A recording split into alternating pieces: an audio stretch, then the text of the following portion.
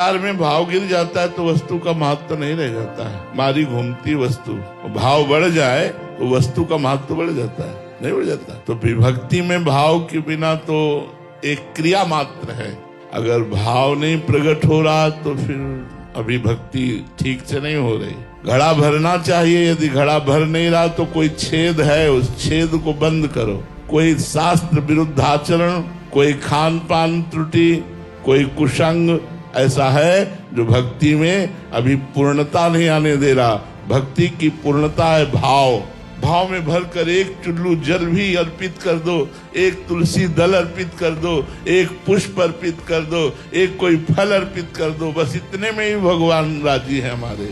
भाव ने करोड़ों रुपए का फूल बंगला बना दो, करोड़ों का भोग लगा दो, ठाकुर स्वीकार नहीं करते। भक्ति में तो भाव ही प्रधान। भाव अवश्य भगवान भजी सदा राधा रमन। जब तक भाव नहीं तो फिर वस्तु का महत्व नहीं। वस्तु का महत्व तो भाव से होता है। जितना भाव बढ़ा उतने ही वस्तु महत्वशाली बन गई। भाव बढ़ाओ, भगवत प्रेमी महात्माओं का संग करो, शास्त्रों का स्वाध्याय करो, नाम जप करो और देखो कोई छेद तो नहीं है, कोई दोष तो नहीं है ऐसा जिससे हमारे भक्ति का रस बह रहा हो। काम क्रोध आदि के द्वारा कोई ऐसा अपवित्र आचरण तो नहीं बन रहा जिससे हमारी भक्ति हानि को प्राप्त हो रही। अगर नहीं तो फिर भाव बन जाएगा। भाव में ही तो रोना आता है, भाव में ही तो सब कुछ होता है, भाव में ही तो आनंद आता है। भाव के वशीभूत भगवान हो जाते हैं। भाव के बिना तो ठीक बात है नहीं।